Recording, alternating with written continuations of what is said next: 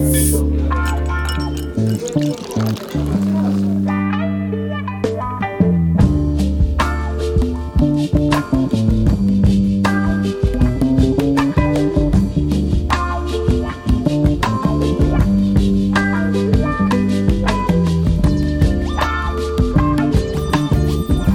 cours de sa longue carrière, Michel Legrand a composé 250 musiques de films américains ou français, reçu 3 Oscars, 5 Grammy Awards et travaillé avec des gens aussi différents que Miles Davis ou Barbara Streisand.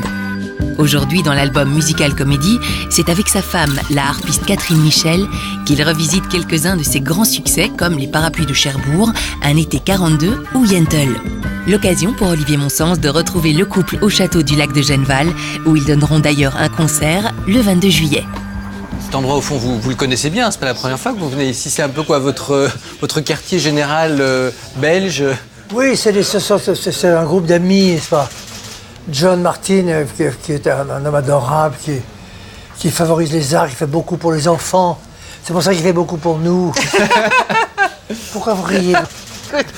J'ai rien dit de drôle. Si. Ah bah, attendez l'avenir. Et alors donc, on vient le voir toujours avec beaucoup de plaisir.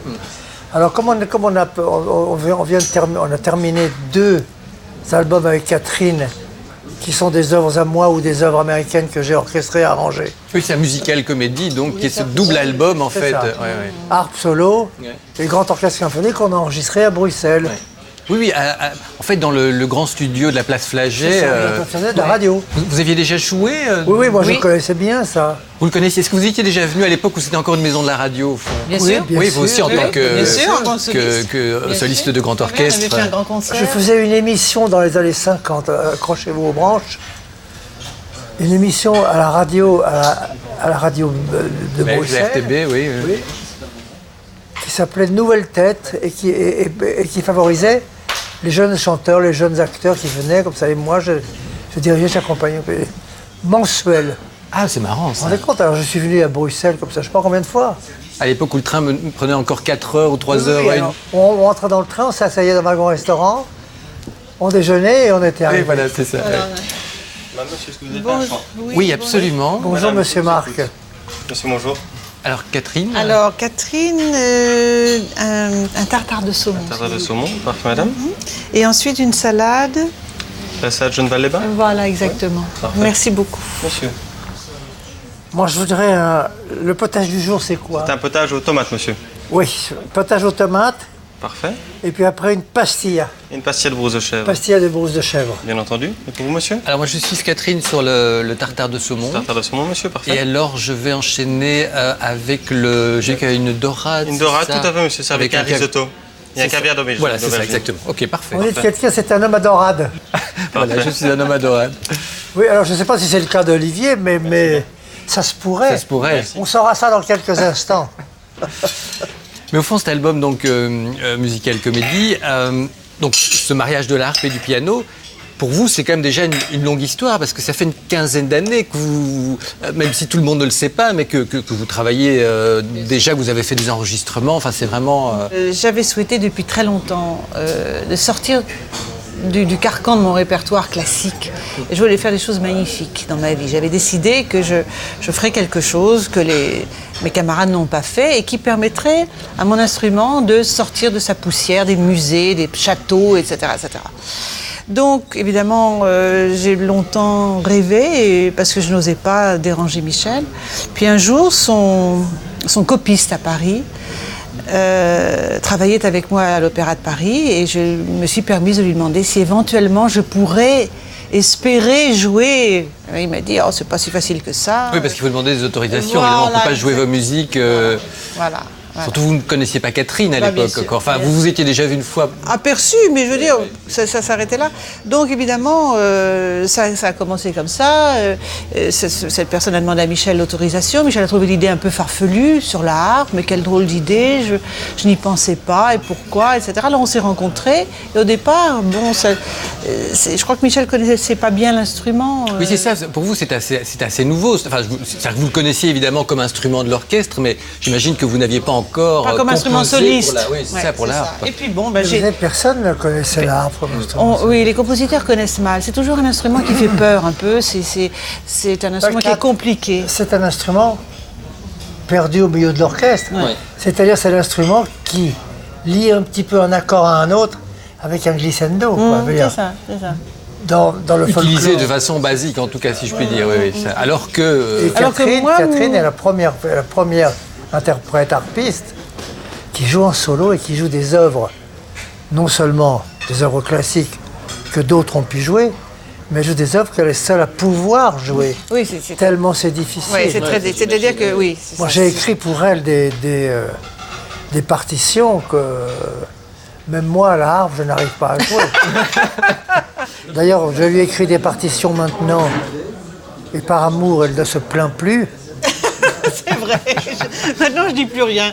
Je vais dans Elle ma ne chambre se- et je travaille. elle ne dit plus. Oui, mais c'est injouable. Non. Si c'est injouable, elle va le jouer quand même. C'est ça, voilà. Pas-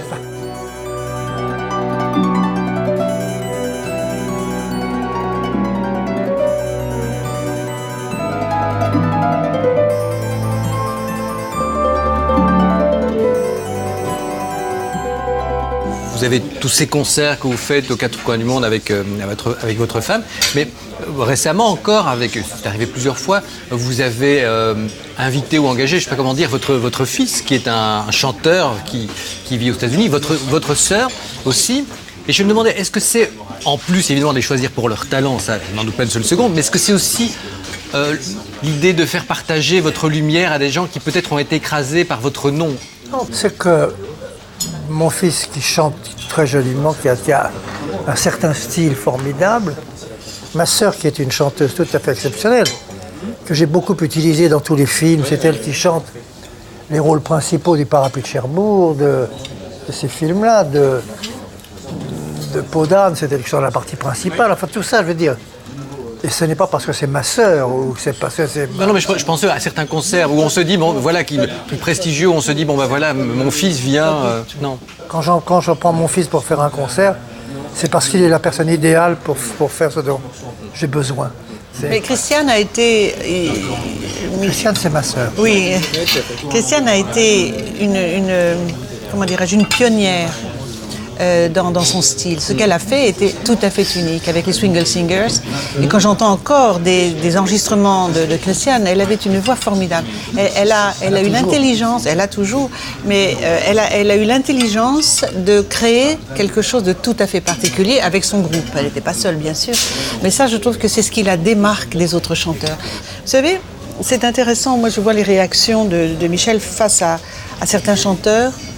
Et souvent, il me dit « Oh là là, quel vibrato épouvantable !» Il aime les voix très pures, très douces, très raffinées, comme ça. Et Christiane représente exactement cette école de gens qui ne forcent pas, qui ne poussent pas, qui ne hurlent pas. Oui. Elle a un style à elle. Les voix du Seigneur sont impénétrables, mais les voix des chanteurs doivent être naturelles. Voilà. Pas de puissance, Voilà. c'est pas de l'acrobatie, c'est de l'art. D'artifice. Quoi. Pas Oui, d'artifice, voilà, c'est ça. Et c'est ce qui est très Et souvent, particulier. la technique des chanteurs et des chanteuses est bourrée d'artifices. Oui, c'est ça, j'imagine que ça doit vous écorcher les oreilles. Parfois, quand vous entendez toutes ces chanteuses issues de ces nouvelles comédies musicales qui hurlent. Mozart, Le Roi Lion, Notre-Dame, vous vous reconnaissez pas du tout là-dedans. Vous dites pas, tiens, c'est bien la comédie musicale, René. Ce qu'il y a de curieux, c'est que dans certaines de ces comédies, qui ne sont pas des comédies musicales, qui sont des tours de chant camouflés, au sens... Dans les deux sens du terme. Vous avez bien compris. Quelquefois, les voix sont belles, mais comme la technique exige qu'ils hurlent, On est fait alors forcer. ils poussent comme des déments, et ça devient une espèce de soufflerie.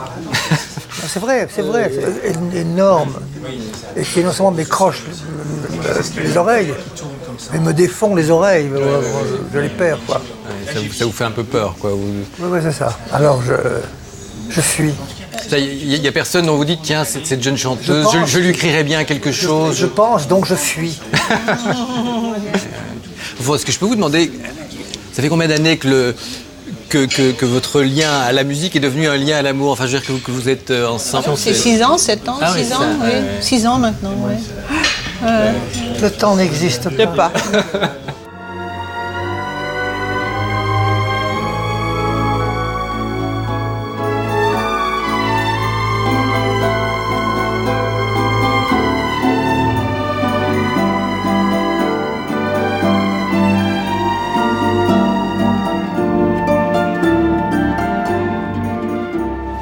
Le piano est évidemment le cœur de votre vie. Et depuis très jeune, depuis 3 ans, enfin depuis l'âge de 3 ans.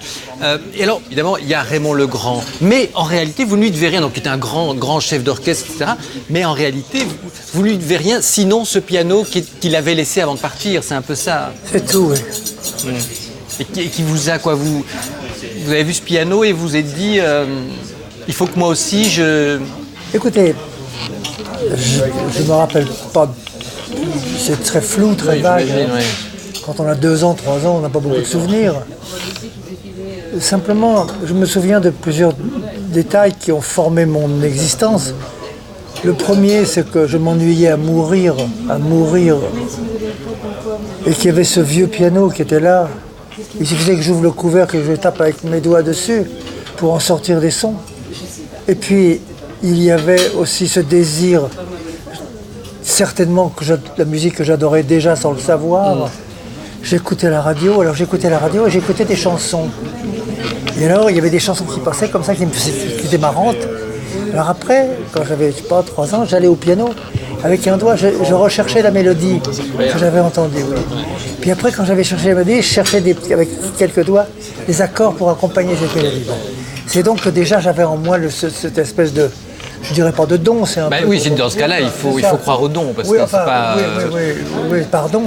Curiosité Pas. Curiosité, peut-être. Oui, c'est ça, un appétit, je disais, plutôt que curiosité, mais vous voyez, qui est comme ça, sans doute, pourquoi ?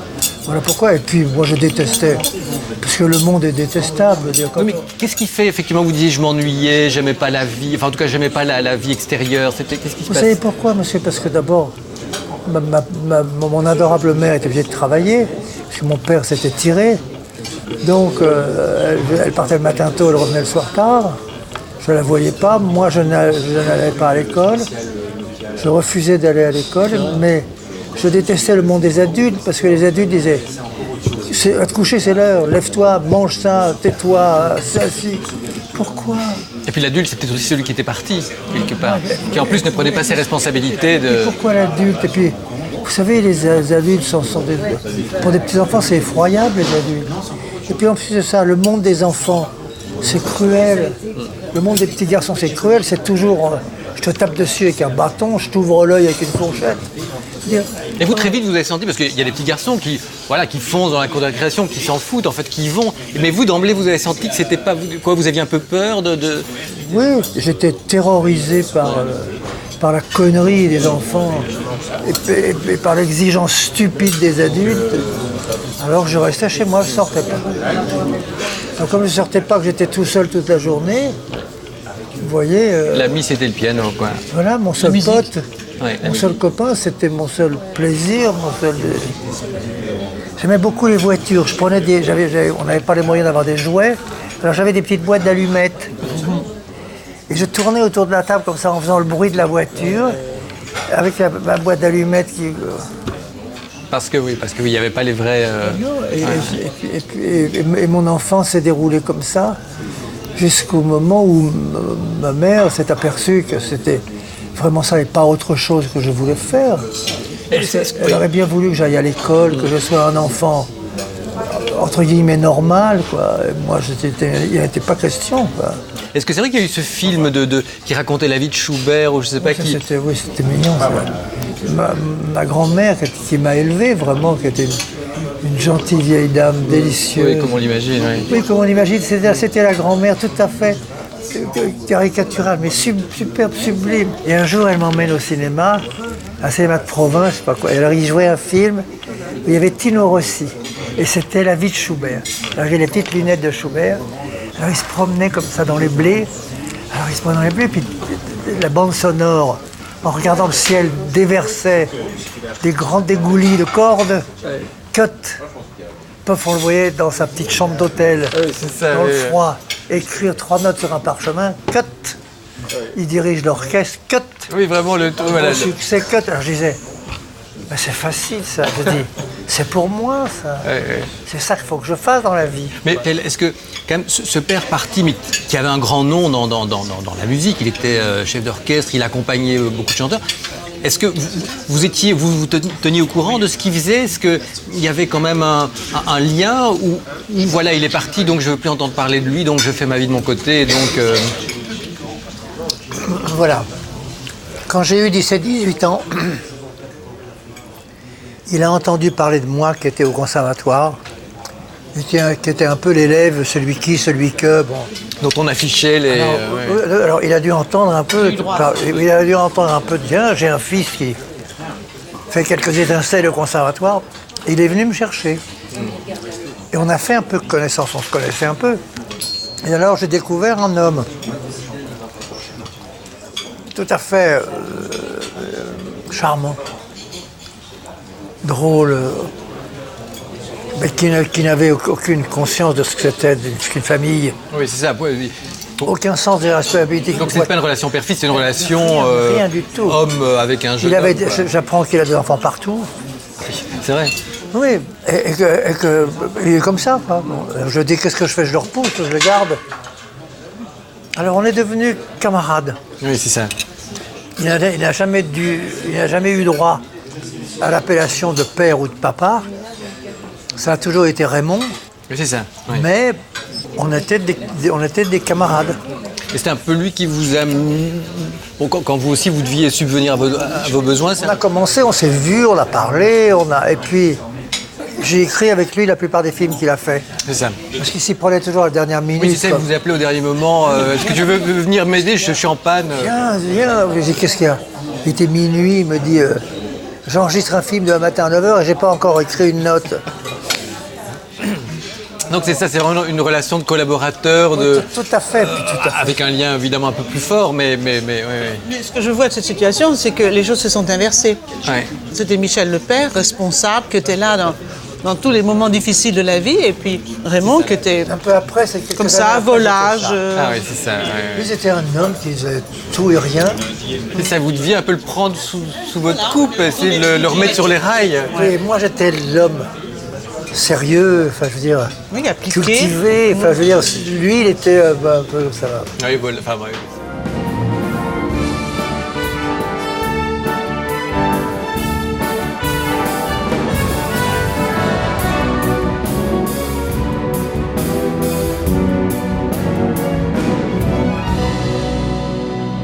Au fond, aujourd'hui, est-ce que vous qui êtes aussi un jazzman qui avait fait des choses absolument formidables en jazz, est-ce que vous vous intéressez toujours au jazz actuel? Est-ce que vous allez encore dans des clubs à Paris ou est-ce que vous avez initié Catherine? Je ne sais pas si parce que le jazz c'était peut-être pas tout à fait votre famille, même si Pas du tout. Non seulement on va écouter les autres, mais on va jouer dans les clubs de New York. Je joue tout le temps.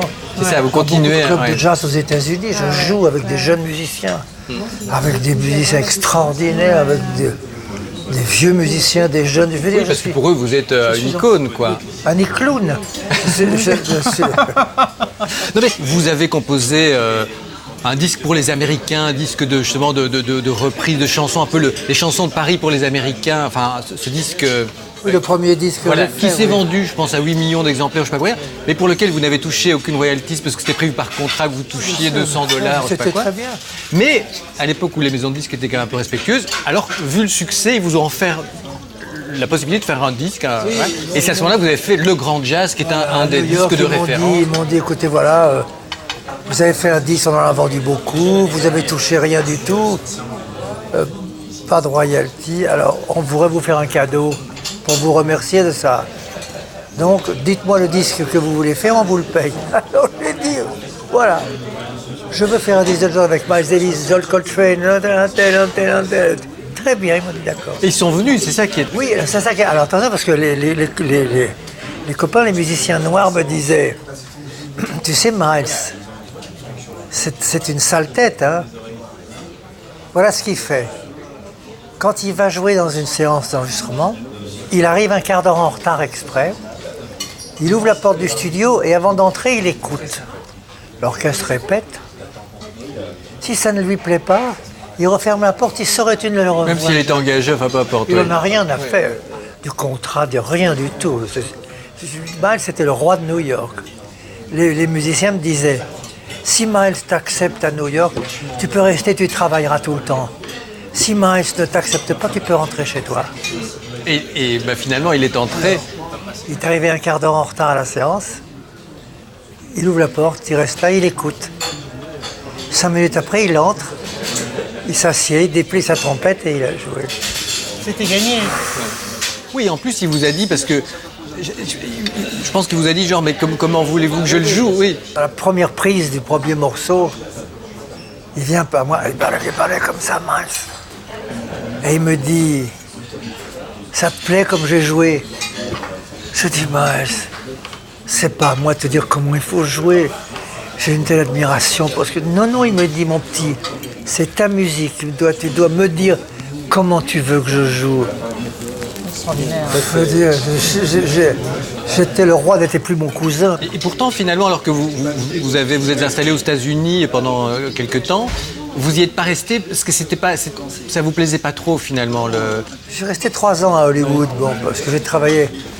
Je voulais essayer de travailler au cinéma américain. J'ai eu beaucoup de chance, j'ai vite fait des films importants. Mais le travail, c'est le paradis. La vie, c'est pas le paradis. C'est ça. Oui. C'est-à-dire que c'est un pays formidable. C'est un pays où tout le monde est professionnel. Celui qui plante un clou, il se fait. Il sait le faire mieux que personne. Les musiciens sont les meilleurs musiciens du monde. Les studios sont les meilleurs studios. Les films sont les films de meilleure qualité. Mais en dehors de leur spécialisation, les Américains C'est terminé, quoi. rien et ne s'intéressent à rien d'autre que leur spécialisation.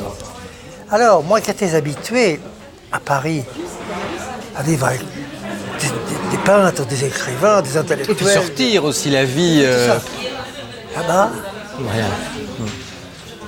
Et ceci a été pour moi, mes amis à Paris, c'était Folon, le Belge, il y avait, c'était Brel, c'était Moretti le peintre, souvent il y a beaucoup de Belges, il y avait Raymond DeVos, il y avait Sampé, enfin, Oui, des gens pas uniquement des musiciens, quoi, des gens, oui. des peintres. Et ce monde-là m'a manqué tout à fait. C'est la raison pour laquelle après, je suis rentré en France et j'allais en Californie toutes les 6 semaines. C'est ça. J'écrivais un film, j'allais l'enregistrer là-bas, j'en prenais un autre, je revenais l'écrire. Et pendant des années, j'ai fait ce voyage-là, jusqu'au jour où j'ai décidé d'arrêter. Parce que vous savez, on se rend compte quand on est un écrivain, enfin un créateur, que quand on fait trop longtemps la même chose, on finit par être un peu trop habile à ce qu'on fait. On se caricature un peu. Et puis on est moins intéressé par ce qu'on fait. Si on essaye de faire durer ce qui meurt, Oui, c'est pas. Quel est votre prochain but? Enfin, c'est plutôt une musique de film. C'est vos Non, prochains non, buts, c'est au pluriel. j'ai des projets Ah ouais. magnifiques, énormes, les principaux. Je vais faire du cinéma comme metteur en scène, Ah oui. Enfin, deuxième film parce que vous en avez déjà fait un. en faisant des films musicaux. J'ai des idées, j'ai des choses que j'écris moi-même, Donc comédie musicale alors. musicales, pas comédie. Un ballet aussi que tu dois faire. J'ai une commande d'un ballet avec le plus grand ballettomane, le plus grand chorégraphe actuel allemand, En allemand. qui est John Neumeyer. J'écris une comédie musicale pour la scène. On travaille au Parapluie de Cherbourg avec Emma Rice qui va être sur la scène. J'ai beaucoup des projets de ce genre qui font que ma vie est magnifique et que je suis occupé. C'est formidable parce que j'ai une grande admiration pour le plus grand compositeur de musique actuelle qui est Henri Dutilleux. Et on a dîné il n'y a pas très longtemps avec Henri Dutilleux et il nous a dit l'autre soir, Cela vous a plu, monsieur, là? oui, quand on lui demande comment ça va, il dit ça, il marche très difficilement. Bien aimable. Il m'a dit, Merci. je peux m'asseoir et écrire. Voilà, donc tout va bien. Non mais je veux dire, c'est fou quoi. Alors voilà. Mais est-ce que ça veut dire que pour vous, la vie réelle est toujours quelque chose d'aussi détestable que celle qu'elle était quand vous étiez enfant, que vous êtes toujours dans votre bulle et que vous ne voulez pas quitter votre bulle? Vous avez dit le mot juste, la vie n'est pas réelle pour moi. C'est ça. Et vous ne voulez pas vous toucher à la... Oui. La vie elle est toujours dans la joie de vivre avec Catherine et dans le bonheur D'écrire, de composer. d'être sur ma planète. Vous demandez un piano dans les hôtels, dans votre chambre ou quoi, non? Normalement, oui. Il a un piano J'ai un muet. piano là dans ma chambre. On est venu avec le piano muet. J'ai une harpe muette aussi, Ouais. c'est-à-dire que, vous savez, ces Non mais instruments, sérieusement, pour garder le... Absolument, pour garder la dextérité, oui. la technique. Quand on fait des longs vols en avion, je prends mon piano muet et je travaille. Alors je mets ça sur mes genoux, c'est un piano large comme ça. Alors, les gens passent dans le couloir, regardent, n'osent pas demander. Ils passent une fois, 2 fois, 3 fois, et la 4e fois, ils n'y tiennent plus. Alors il dit, pardonnez-moi monsieur, mais vous jouez, on n'entend rien. Alors, ça m'emmerde tellement, alors je suis obligé de leur dire, mais voilà, on travaille la technique. Alors, j'en avais tellement assez de répéter ça tout le temps, que j'avais trouvé une combine. Les gens passent 1 fois, 2 fois, 3 fois, 4 fois, et puis ils finissent par me dire, pourquoi vous jouez? Oui, alors voilà, je leur réponds.